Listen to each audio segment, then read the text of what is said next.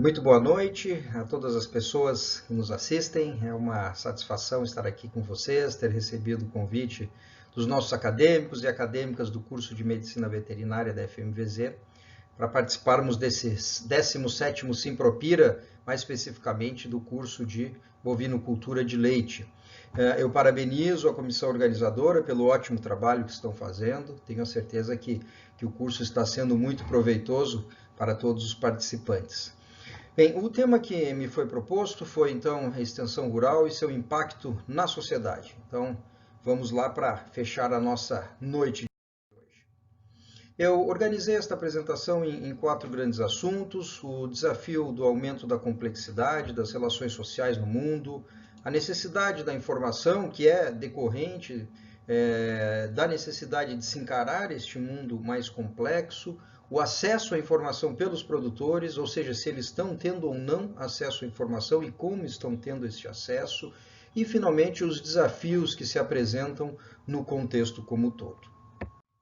Iniciando então pelo nosso desafio do aumento da complexidade, viver está cada vez mais desafiante. Esta é a nossa situação, né? Pois o mundo ele está cada vez mais complexo para todos nós, seres humanos. Resta-nos tentarmos compreender de onde vem então esta maior complexidade. Eu poderia aqui sugerir que esta complexidade, então, ela é decorrente do fato de que tudo está cada vez mais interligado a tudo, de modo que a compreensão deste emaranhado de relações de causa e efeito torna-se cada vez mais desafiador para a nossa espécie. Nós poderíamos tentar, então, exemplificar ou sistematizar um pouco melhor essa questão das interconexões e da complexidade, falando de que eu chamo de algumas pressões que nós estamos cada vez mais sujeitos. Essas pressões são o resultado deste aumento de complexidade, pressões, então, que se fazem presentes em cima das pessoas, dos empreendimentos, das instituições, das empresas, das fazendas. E indo mais além, nós poderíamos organizar, então, essas pressões em 4 grandes grupos, que vocês veem, então, neste slide, tá? Só para dar um exemplo, observem que estamos no nosso 2º dia do curso, esta é a nossa 8ª aula, tá? Quantos assuntos relativamente complexos já foram abordados pelos colegas que me antecederam destas poucas aulas do curso, tá? Então, por exemplo, antimicrobianos, cuidado com bezerras, biosseguridade, nutrição avançada, bem-estar animal, dentre vários outros, tá?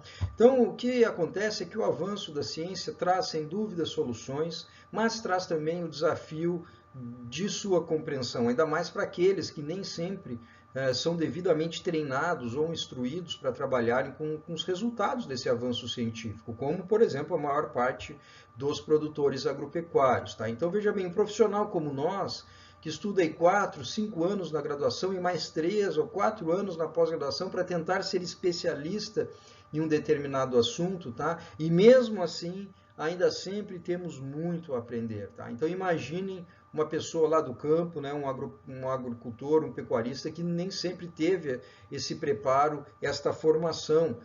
Então imaginem, né, o nível de dificuldade que não é para essas pessoas. Tá? E tudo isso apenas para exemplificar o desafio que é se trabalhar com conhecimento que nós poderíamos aqui, então, talvez chamarmos de conhecimento avançado. Tá? Então, a grande pergunta que surge no nosso contexto é como fazer esse conhecimento chegar lá no campo, nos produtores e nos trabalhadores rurais. E esta é a pergunta, então, central da minha apresentação. Ok?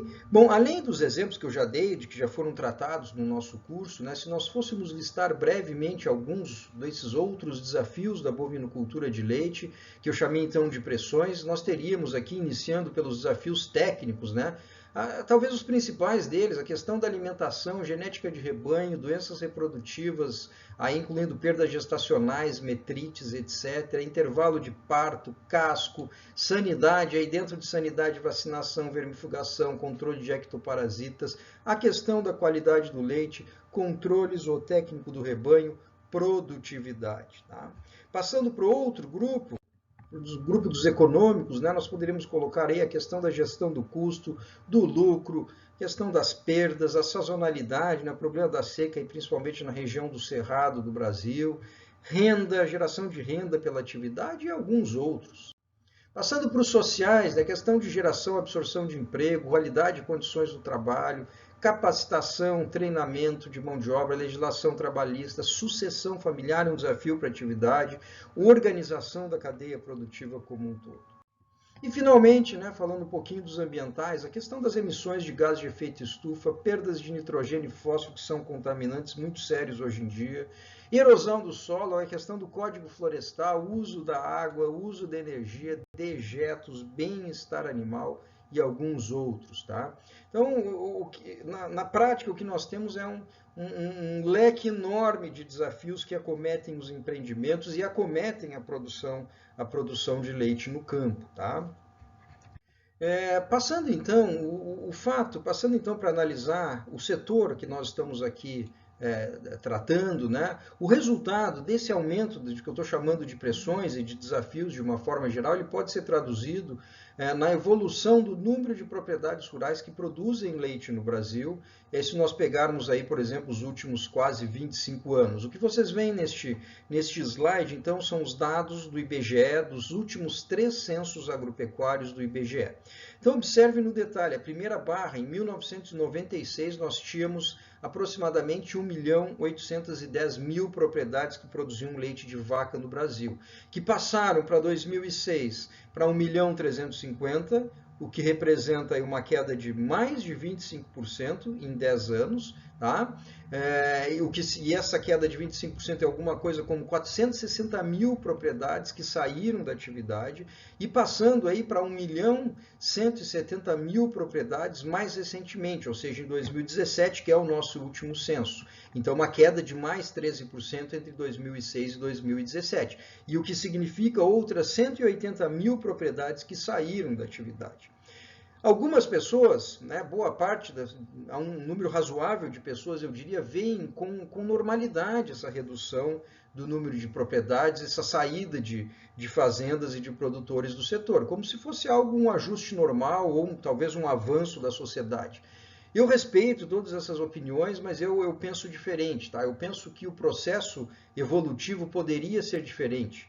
Tá? E ao invés de excluirmos pessoas, né, pecuaristas do setor, nós poderíamos desenvolver esforços para promover a inserção, a manutenção daquelas pessoas que estão sendo excluídas da atividade. Tá? Então aqui eu queria deixar uma mensagem para todos e todas vocês. Tá? Se nós queremos trabalhar no sentido de inclusão, ou no sentido de exclusão, imaginando que é alguma coisa natural, que de natural não tem nada, porque na verdade são decisões sociais que definem o rumo da humanidade. Tá? Então deixo aqui essa reflexão para vocês, ok? Muito bem, a produção de leite, como imagino que todos saibam disso, é uma atividade na qual a chamada, então, agricultura familiar ela é predominante em relação à agricultura empresarial. E a razão disso é que a atividade é bastante dependente de mão de obra, ela é o que a gente diz, ela é intensa em mão de obra mesmo. Se eu tiver ordenhadeira mecânica, ainda assim, os animais, né, pela natureza dessa pecuária, os animais são exigentes de mão de obra, então a agricultura familiar ela acaba tendo uma boa inserção, ela acaba tendo competitividade nessa atividade.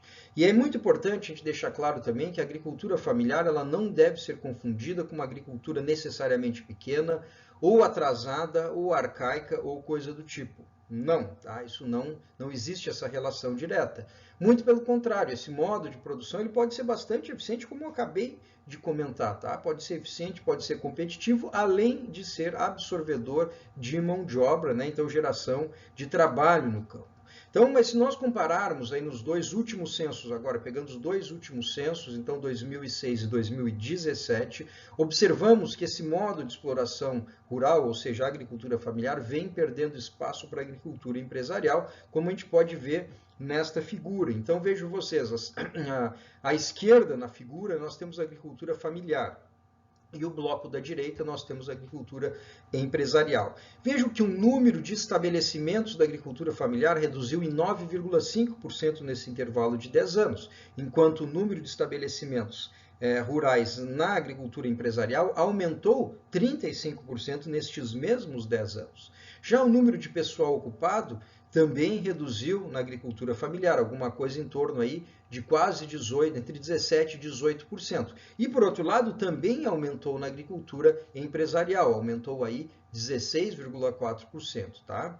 Então, é muito importante a gente ter claro que está existindo essa migração da agricultura familiar para a agricultura empresarial. Não estou querendo fazer julgamento de valor aqui, se isso é necessariamente bom ou necessariamente ruim. Isso é só uma observação que a gente possa conhecer melhor a atividade, tá? E veja bem, aqui neste gráfico eu não estou falando de produção de leite apenas, tá? Esse gráfico nós estamos nos referindo a todo tipo de produção agropecuária no Brasil, tá bom? Não apenas leite, ok? Então, são informações, como eu falava, importantes que nós precisamos compreender para quem pretende atuar neste setor da produção agropecuária. Muito bem, em síntese, juntando o que nós já conversamos aqui da complexidade dos desafios, esses desafios, então, eles têm sido crescentes para todas as atividades, inclusive agropecuárias, e não, obviamente, não são diferentes para o leite, tá? E cada vez mais, então, esta é a minha mensagem, cada vez mais nós técnicos e também os produtores precisarão expandir as suas visões de produção para uma concepção mais holística das coisas, tá? Sendo esse holístico que significa o todo, tá? Então, não podemos mais ter enfoque só no animal, só no rebanho, só na produção. Nós temos aí, como mostra essa figurinha, né? A questão da alimentação, o animal, obviamente, clima, água, solo, meio ambiente, energia, mão de obra, sociedade, mercado, economia, política, tecnologia, instalações, máquinas, equipamentos e etc. Que talvez tenham as principais delas, tá? Então, é uma série de interações que nós precisamos começar a nos preocupar ou nos preocuparmos cada vez mais, tá? Então, nós não apenas precisamos desenvolver uma visão mais holística, mas também precisamos nos esforçar para melhor compreender as interações entre os diversos componentes dos sistemas produtivos, como o que essa figura tenta nos mostrar. Todas essas interações precisam ser melhor compreendidas por nós todos.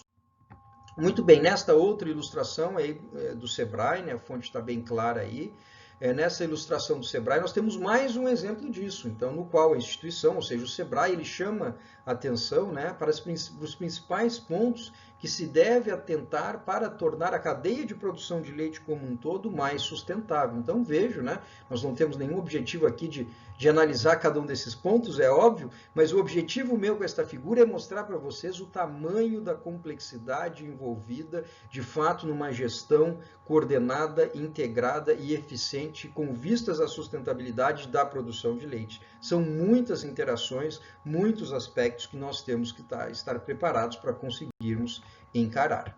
E, finalmente, para concluirmos esta primeira questão da complexidade, da multidimensionalidade da produção de leite e do mundo como um todo, tá? Poderíamos aqui, então, mencionar os famosos aí, os 17 ODS, né, das Nações Unidas, propostos lá na reunião de dezembro de 2015, em Paris, e eles têm servido como um guia, digamos assim, para a humanidade buscar um mundo, né, mais sustentável. E esses objetivos, então, eles refletem exatamente o que a gente está falando. Veja que são objetivos diversos, muito além do que simplesmente a produção.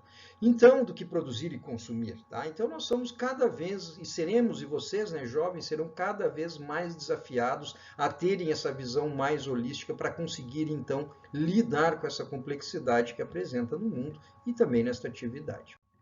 Muito bem, então, diante de um mundo cada vez mais cheio de desafios, não há outro caminho, meus caros e minhas caras, do que a gestão. Tá? Nós temos que nos preparar, para gerenciar esta complexidade, e isto serve para tudo, tá? Desde a necessidade de gerenciarmos as nossas próprias vidas, as nossas carreiras, tá? Como os diferentes empreendimentos e instituições da sociedade, incluindo, né, obviamente, as atividades rurais. Então, a gestão ela passa pela necessidade do uso de informação. Não há gestão adequada sem informação. Então, a partir de agora, nós começaremos a falar mais de informação, de gestão e de informação, e que isso nos leva à nossa segunda questão proposta, que é a questão da necessidade de informação para nos permitir, então, esta gestão. Muito bem. Então, obviamente, aqui nós estamos falando de informação nessas diferentes dimensões que estamos mencionando, tá? Então, a informação, na minha forma de ver, ela é como se fosse a arma que nós temos aí para lidar com essa complexidade, ou seja, ela é necessária porque os problemas da nossa sociedade são muito além do que simplesmente produzir alimentos. E nos próximos slides, nos próximos minutos, eu vou tentar apresentar talvez uma visão que não seja muito comum, que não é da fazenda, mas é que é do lado da demanda ou do lado da sociedade, é para tentar fechar lá na frente o meu raciocínio de onde eu estou querendo chegar. Muito bem, então veja bem, ó, o Brasil é um país no mínimo paradoxal, ao mesmo tempo que nós somos aí um dos maiores produtores de alimentos, inclusive de leite, nós devemos ser aí o 6º maior produtor de leite do mundo, nós somos também um país no qual milhões de pessoas vivem na pobreza e ainda passam fome e passam fome crônica, tá? Nas últimas poucas semanas, o IBGE divulgou a sua última pesquisa sobre a alimentação dos brasileiros e brasileiras, tá? E essa notícia, né, do G1 reflete um pouco isso. Vejam a matéria, em 5 anos cresceu em 3 milhões o número de pessoas em situação de insegurança alimentar grave no nosso país, tá? Então, vejo que a situação é bastante complicada, tá? Então, assim, a questão é a seguinte, como é possível nós querermos ser uma potência agrícola em um país que tem, prestem atenção a esses números, um país que tem 52,3 milhões de pessoas consideradas pobres, ou seja, aquelas pessoas que ganham até R$900 por mês, 52,3 milhões. Destes, nós temos 13,8 milhões de pessoas que são considerados extremamente pobres. São aqueles que ganham alguma coisa como R$300 por mês, ou seja, R$10 por dia. 13,8 milhões de pessoas extremamente pobres. E nós temos 10,3 milhões de famintos crônicos, classificação da FAO. 10,3 milhões de brasileiros e brasileiras que são famintos crônicos. E mais ainda, um número impressionante, 50% das nossas crianças, das crianças brasileiras até 5 anos, não se alimentam adequadamente.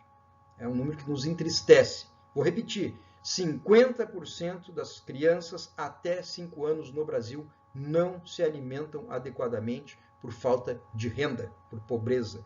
Então, por mais que algumas vozes, né, queiram desassociar a produção de alimentos do acesso a eles, é uma defesa que não se encontra nenhum fundamento aceitável. Se nós estamos falando de leite, aqui nós estamos falando de um alimento que é um alimento extremamente importante para a população e, inclusive, talvez principalmente para a população mais jovem, né, as crianças. Então, a questão da pobreza é um desafio muito grande para nós. Então, aí os números que eu falei para vocês de novo, 52,3 milhões de pobres, 13,8 milhões de extremamente pobres. Muito bem, então nós temos então muitos desafios para conseguirmos então produzir e atender satisfatoriamente as pessoas da nossa sociedade, tá? E focando na produção de leite propriamente dita, eu gostaria então de discutir como está o acesso dos produtores de leite à informação, que é tão necessária para gerenciarmos esse mundo cada vez mais complexo, tá? Então essa é a nossa próxima pergunta.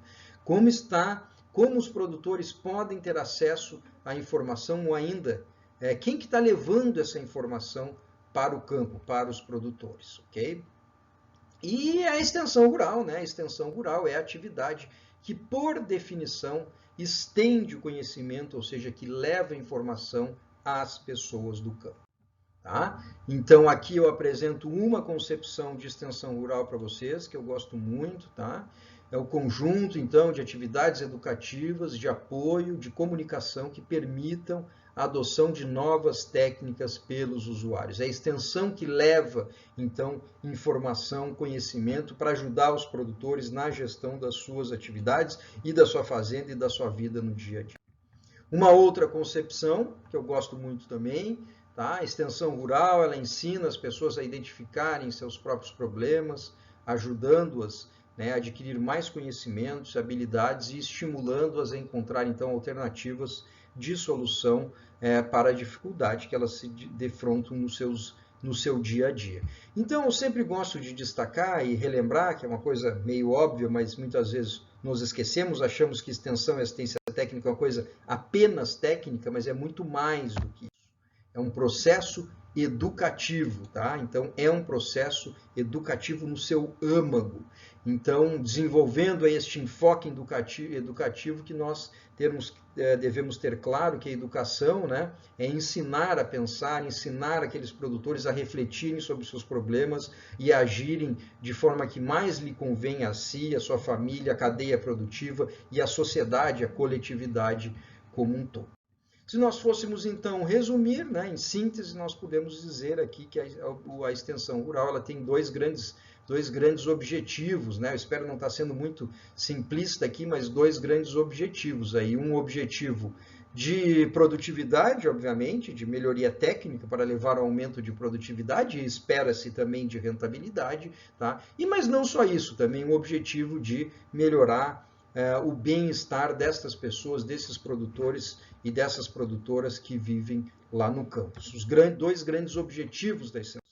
E juntando tudo isso, nós poderíamos dizer, então, aí chamado um objetivo central da extensão rural, aquele, né, que tem, então, o objetivo de contribuir com o aumento de renda do produtor rural, com a melhoria de qualidade de vida, essas duas coisas, renda, qualidade de vida, dele e da sua família, por meio, então, da transferência de tecnologia, entenda-se, de desenvolvimento, de disseminação, de extensão de informações, de conhecimento.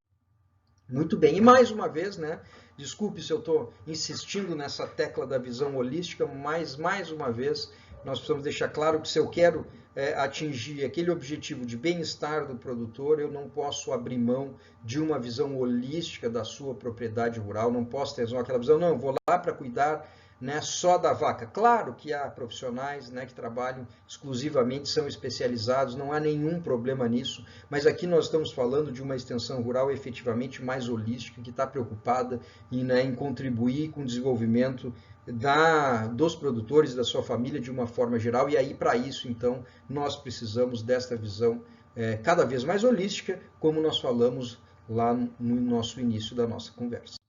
Muito bem, então os desafios que se apresentam, que não são poucos, obviamente, neste contexto, tá? Não são poucos os desafios e a partir de agora, então, eu vou tentar focar neles, tá? Eu vou começar trazendo o número e o percentual das propriedades em função do número de vacas leiteiras que tem. Então, aqui são as propriedades brasileiras que produzem leite. O número exato, né, de 2017 é que nós temos, o Brasil tem então 1.176.295 propriedades que produziam leite. E aqui neste gráfico que vocês veem, essas propriedades estão então organizadas em classe de número de vacas que ela tem. Então, vejo no primeiro bloco aqui, eu tenho as fazendas que tem de 1 a 2 vacas apenas. Depois de 3 a 5, de 6 a 10 vacas e assim sucessivamente. Então, vamos tentar ir direto a alguns pontos interessantes aqui. Então, observem a categoria mais frequente, essa que nos mostra que 26% das propriedades têm entre 21 e 50 vacas. E esta é a categoria mais numerosa de propriedades. É alguma coisa como 300 mil propriedades. Nós temos 300 mil propriedades no Brasil que têm entre 21 e 50 vacas. Outras faixas mais importantes são aquelas, vocês veem um pouquinho à esquerda ali, né, que tem, digamos assim, de 3 até 20 vacas. Então, eu marquei aqui com aquela segunda seta à esquerda. Então, as propriedades de 3 a 5 vacas, elas totalizam alguma coisa como 50% das propriedades. Então, 50% das propriedades têm de 3 a 20, outras 26 têm de 21 a 50, e aqui nós estamos aí falando aqui de quase 80% das propriedades que estão nessas 4 categorias de número de vacas, tá? Então, indo além desta mesma informação, só que acumulando, acumulando, tá? Aquela mesma estatística, mas acumulando ainda em função do número de vacas. O que é acumulando? É somando uma categoria na outra. Nós observamos que praticamente, como eu falava, né, praticamente 80% das propriedades leiteiras têm até 50 vacas. É o que marca nessa flecha azul em destaque aí. Então, de novo, 80% das propriedades que produzem leite no Brasil, elas têm até 50 vacas. Então, a conclusão, até o momento de que nós estamos falando aqui, com dados do último censo, é que nós temos um setor claramente caracterizado pela pequena produção, e nós já tínhamos adiantado isso anteriormente, tá? E agora, então, nós vamos, então, analisar um pouco mais pormenorizadamente este conjunto de produtores que produzem leite no país. Agora, neste slide, nós podemos ver, então, a mesma informação. O que é a mesma informação? Número de propriedades em função do número de vacas, a mesma informação, porém, segregada pela agricultura familiar, que vocês veem na coloração laranja, e pela agricultura empresarial, que vocês veem aí na coloração neste verde, tá? Então, nitidamente, nós vemos a predominância da agricultura familiar nas categorias, por exemplo, até 200 vacas, que dá mais alguma coisa, mais ou menos ali no meio do nosso gráfico. Então, até 200 vacas, nós temos predominantemente a agricultura familiar predominando. Tá? No agregado, nós temos 81% das propriedades, ou seja, 955 mil propriedades que são geridas pela agricultura familiar. Vocês veem ali na pizza, então.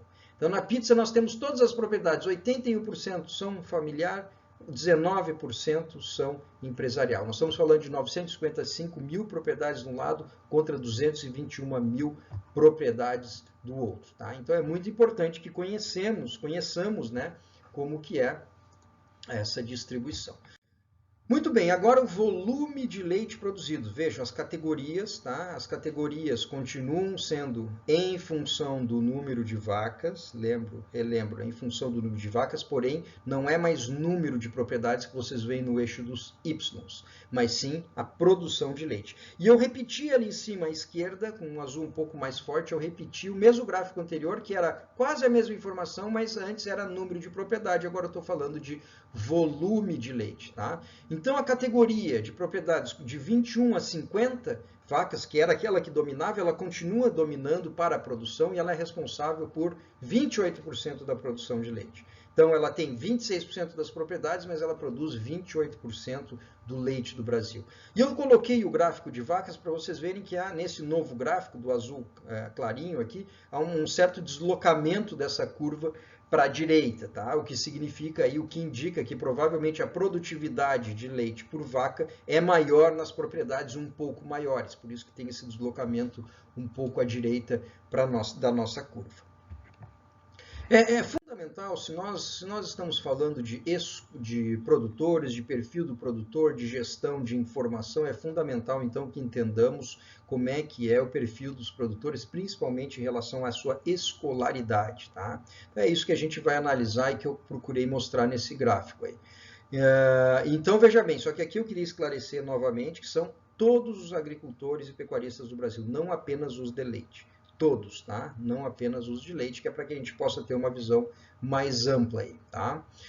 Então, veja bem, os dados do censo são muito precisos, eles têm aí 14, vejam que tem 14 categorias diferentes de classificação de escolaridade. Então, para facilitar, para não ficar com muitos números, eu agreguei em 4 grandes grupos que estão separados por essas barras verticais, em 4 grandes categorias que vocês veem ali embaixo. Então, para facilitar, quem nunca frequentou a escola, quem tem até ensino fundamental é o segundo bloco, quem tem até ensino médio, terceiro bloco, e no último bloco é quem tem a partir do curso superior. Então, 4 grandes categorias facilita um pouquinho a nossa compreensão. E aí vejo que facilmente nós conseguimos observar que a grande maioria dos agricultores tem apenas o ensino fundamental, é o segundo bloco, apenas o ensino fundamental, tá? Essa é a categoria predominante, então, ok? E dentro dessa, aquela que diz ali, que mostra o antigo primário, que seria o equivalente ao nosso Fundamental 1, ou seja, o que seria até a 5ª série hoje, é a categoria predominante, ali com 1.205.000 produtores, tá? Então, só para vocês terem noção, eu não falei nesse número ainda, mas o Brasil tem alguma coisa como 5.073.000 propriedades rurais. 5 milhões e 73 mil. Então, dessas, né, exatamente 5 milhões de propriedades, né, que pode ter mais de uma pessoa, obviamente, mas dessas 5 milhões de propriedades, 5 milhões e 73 mil, 1 milhão tem aí o que seria o antigo primário, ou seria o nosso Fundamental 1 até a 5ª série hoje, que está ali naquela barra mais alta, tá? Mas para facilitar, vamos agregar um pouquinho mais esta informação. Fica mais fácil de vermos ainda na pizza, né? Então a mesma coisa, nunca frequentou a escola, quem tem ensino fundamental que está em vermelho, ensino médio está em verde e ensino superior está em roxo. Então aí, seguindo na ordem, nós temos 15% dos agricultores que nunca frequentaram a escola, 64% têm apenas o ensino fundamental, até o ensino fundamental concluído, 15% que está em verde, tem até o ensino médio e apenas 6% tem o ensino superior. Então, a nossa mensagem aqui, colegas, é a seguinte: ó, se o mundo está cada vez mais complexo, exigindo uma visão mais holística, com uma ciência e com uma técnica cada vez mais avançadas, tá? Como que este público que nós estamos falando vai lidar com este enorme desafio? Esta é a pergunta que se apresenta, tá? Então, fica muito claro, pelo menos para mim, que estas pessoas precisam de algum suporte nesse sentido, especialmente aqueles que não tiveram ou nenhuma instrução escolar, ou pelo menos uma instrução escolar muito básica, tá? Então, veja bem, será então que esses 5 milhões de produtores e de produtoras estão recebendo informações e orientações para conseguir encarar este mundo cada vez mais desafiante? Esta passa a ser a nossa pergunta daqui para frente.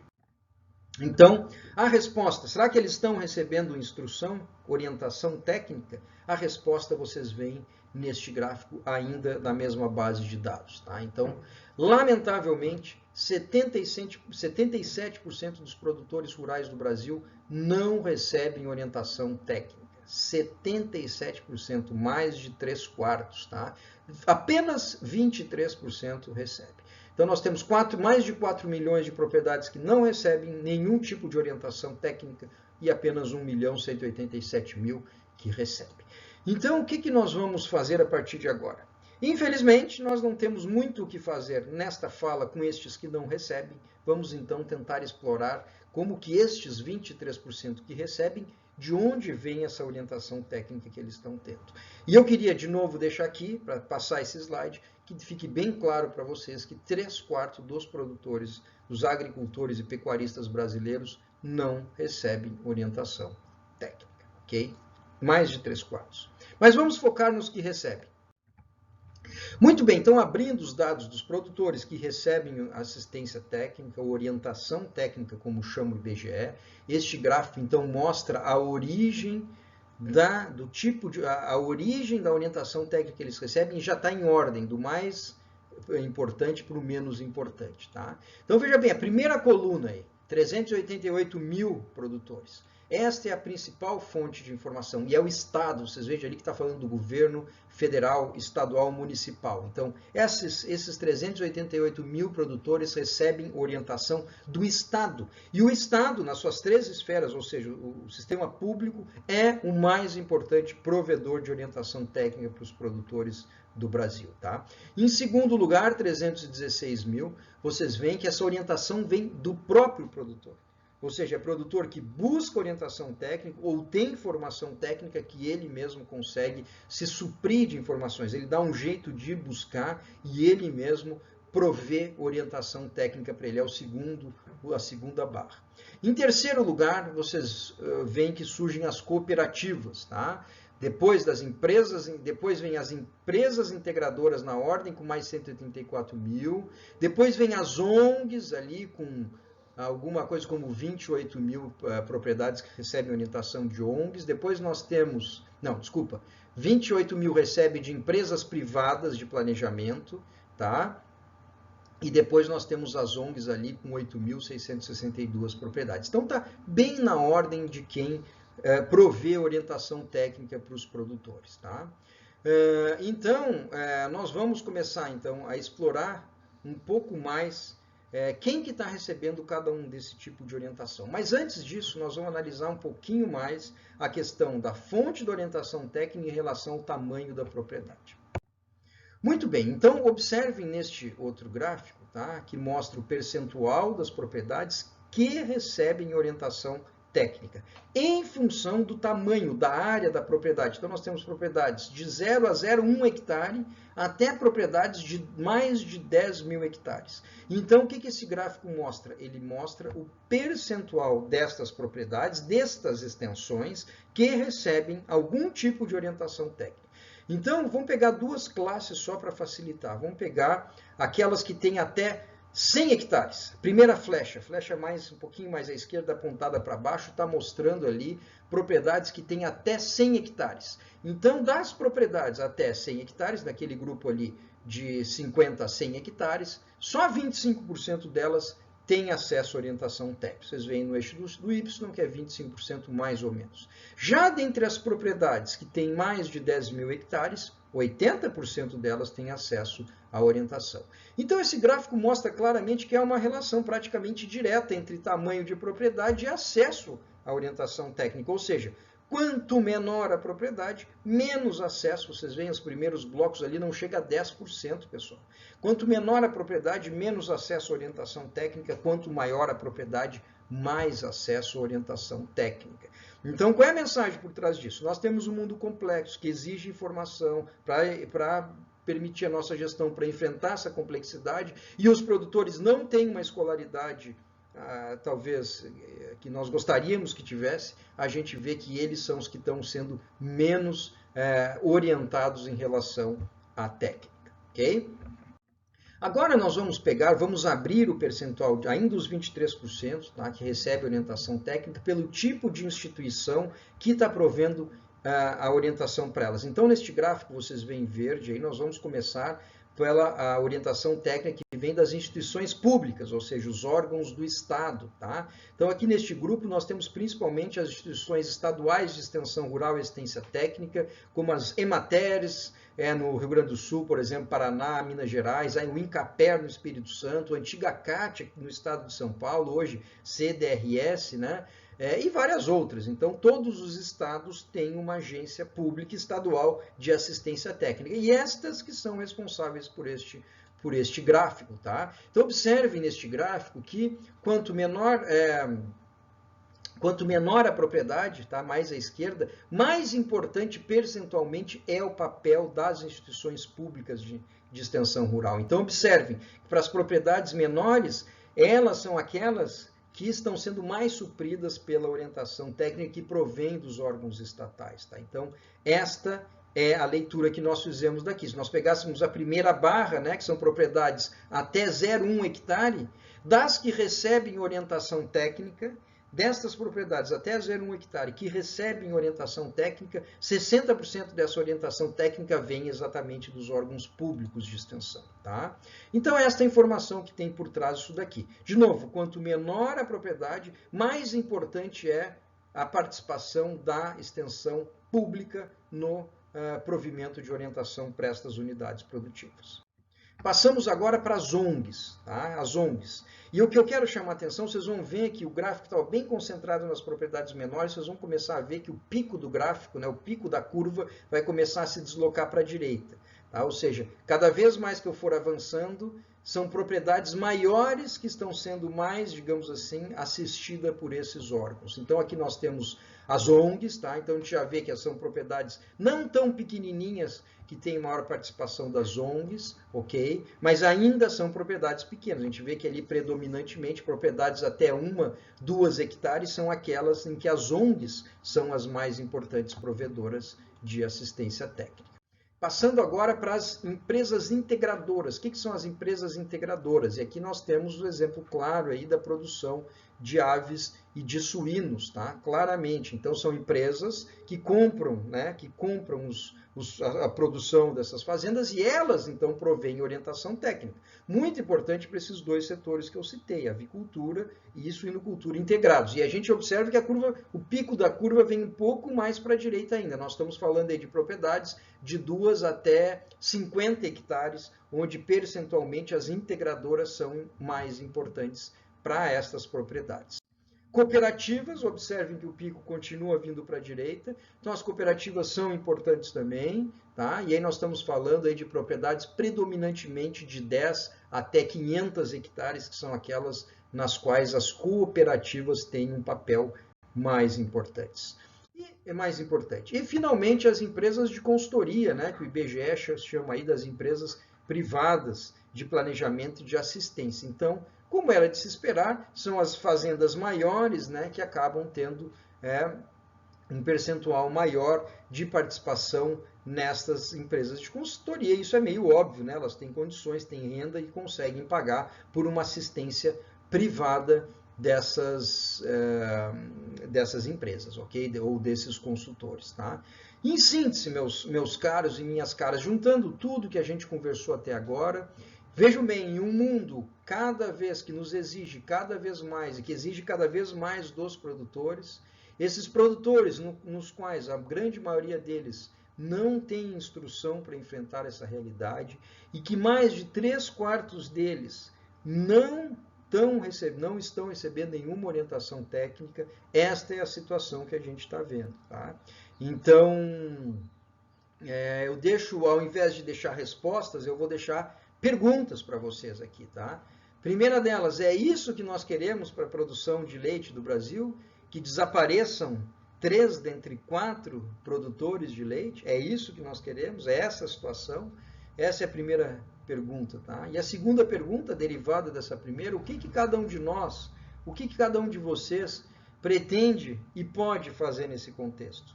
Então, a mensagem que eu tentei deixar aqui é que é um setor extremamente carente de orientação, extremamente carente. Vocês podem pensar, não, mas os consultores dão consultoria, as integradoras, as empresas de insumos, que são aquelas integradoras, dão consultoria, tá? Ou as ONGs dão consultoria para eles, mas vocês viram que apenas 1/4 deles estão recebendo alguma orientação, e essa orientação, na maior parte, vem do próprio Estado, tá certo? Então, creio que não é nenhum sinal amarelo que acende aqui, é um sinal vermelho, porque as propriedades estão reduzindo, a fome é nítida e é crescente de novo no Brasil, como eu mostrei para vocês, e o que nós estamos fazendo para ajudar nesse contexto? Esta é a pergunta que eu deixo para todos vocês, tá? Muito bem, eu já estou me direcionando ao final. Antes de encerrar, então, eu deixo uma tendência aqui que vem ganhando espaço no Brasil, graças à tecnologia, que é a nossa ATER digital, né? Ou seja, as tecnologias de comunicação para levar, então, assistência técnica e extensão rural, então, ATER, levar, então, assistência técnica e extensão rural aos nossos produtores, né? Como vocês estão vendo aí nessa foto. É possível que a chamada ATER digital, ela contribua nesse esforço de diminuir um pouco esse vácuo aí de falta de orientação aos produtores, mas ainda assim é possível que muitos deles ainda vão ter dificuldade a ter acesso a essa tecnologia, também pelos mesmos motivos que a gente já falou, né? Não é qualquer um que domina um aplicativo como praticamente todos vocês jovens conseguem fazer. Vocês imaginem um produtor, talvez ele nem tenha internet, talvez ele nem tenha instrução, talvez ele nem tenha acesso a comprar um aparelho e conhecer essas tecnologias, mas é algo que eu vejo como promissor. Nós, no nosso laboratório, estamos começando a nos dedicar bastante a isso, estamos confiantes nisso, mas ainda assim, ainda vai faltar aquele extensionista que vá fisicamente no campo.